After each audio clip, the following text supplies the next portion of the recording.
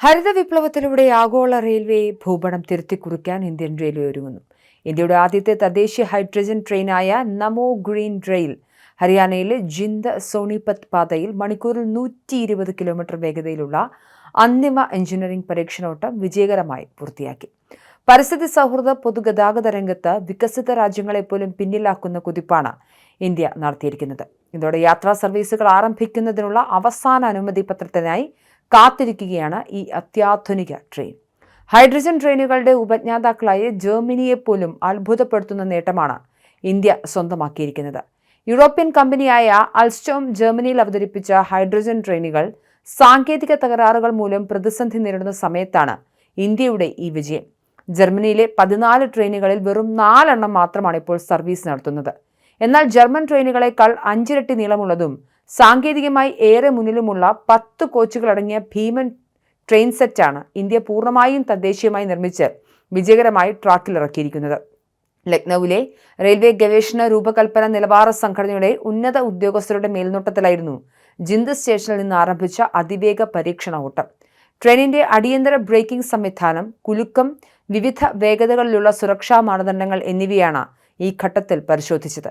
പരീക്ഷണ ഓട്ടത്തിൽ 120 കിലോമീറ്റർ വേഗത കൈവരിച്ചെങ്കിലും സുരക്ഷ മുൻനിർത്തി മണിക്കൂറിൽ 75 കിലോമീറ്റർ വേഗതയിലായിരിക്കും ട്രെയിൻ യാത്രക്കാരുമായി സർവീസ് നടത്തുകയെന്ന് റെയിൽവേ മന്ത്രാലയം വ്യക്തമാക്കിയിട്ടുണ്ട്. ബ്രോഡ്ഗേജ് പാതയിലെ ലോകത്തിലെ ഏറ്റവും നീളമേറിയ ഹൈഡ്രജൻ ട്രെയിനാണിതെന്ന് റെയിൽവേ മന്ത്രി അശ്വിനി വൈഷ്ണവ് വിശേഷിപ്പിച്ചു. 10 കോച്ചുകളുള്ള ഈ ട്രെയിനിൽ ഇരുവശത്തുമായി 2 ഡ്രൈവിംഗ് പവർ കാറുകളും നടുവിലായി 8 പാസഞ്ചർ കോച്ചുകളുമാണുള്ളത്. ജർമ്മനിയിലെ ട്രെയിനുകൾ വെറും 2 കോച്ചുകൾ മാത്രമുള്ളവയായിരുന്നു. ചെറു റൂട്ടുകളിൽ മാത്രം ഒതുങ്ങി നിന്ന ഹൈഡ്രജൻ സാങ്കേതിക വിദ്യയെ വലിയൊരു യാത്രാ ട്രെയിനിലേക്ക് വിജയകരമായി മാറ്റാൻ കഴിഞ്ഞതാണ് ഇന്ത്യയുടെ പ്രധാന നേട്ടം. ഒരേ സമയം 2600 യാത്രക്കാരെ വഹിക്കാൻ ശേഷിയുള്ളതാണ് നമോ ഗ്രീൻ റെയിൽ. യാത്രക്കാർക്കുള്ള എയർ കണ്ടീഷൻ, ലൈറ്റുകൾ, ഫാനുകൾ എന്നിവയെല്ലാം പൂർണ്ണമായും പ്രവർത്തിക്കുന്നത് ഹൈഡ്രജൻ ഇന്ധനത്തിൽ നിന്നുള്ള വൈദ്യുതി ഉപയോഗിച്ചാണ്. ട്രെയിനിലെ 2 പവർ കാറുകൾക്കും 1200 കിലോവാട്ട് വീതം ആകെ 2400 കിലോവാട്ട് കരുത്തുണ്ട്. ഇത് ജർമ്മനിയിലെയും ചൈനയിലെയും ഹൈഡ്രജൻ ട്രെയിനുകളുടെ ശേഷിയേക്കാൾ ഇരട്ടിയാണ്.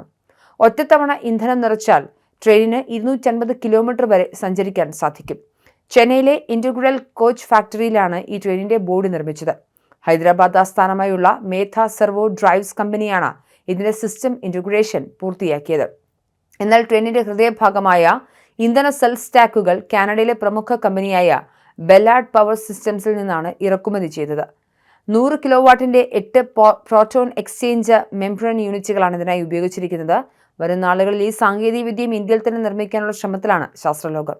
ഹൈഡ്രജൻ റെയിൽ സാങ്കേതികവിദ്യയിൽ പാശ്ചാത്യ രാജ്യങ്ങൾ പിന്നോട്ടു പോകുന്ന കാഴ്ചയാണ് നിലവിലുള്ളത്. ജർമ്മനിയിലെ പരാജയത്തിന് പിന്നാലെ അവരുടെ ബാറ്ററി ഉപയോഗിച്ച് പ്രവർത്തിക്കുന്ന ട്രെയിനുകൾക്ക് പ്രാധാന്യം നൽകാൻ ആരംഭിച്ചിരുന്നു. അമേരിക്കയിലും ജപ്പാനിലും പരീക്ഷണങ്ങൾ നടക്കുന്നുണ്ടെങ്കിലും വലിയ തോതിൽ വിജയിച്ചിട്ടില്ല. വിദേശ കമ്പനികൾ ഉയർന്ന തുക ഈടാക്കുന്ന ഈ ഹരിത സാങ്കേതികവിദ്യ ഇന്ത്യ കുറഞ്ഞ ചെലവിൽ വിജയകരമായി നടപ്പിലാക്കുന്നത് ആഗോള വിപണിയിൽ പാശ്ചാത്യ നിർമ്മാതാക്കൾക്ക് എന്തായാലും വലിയ വെല്ലുവിളിയാകും.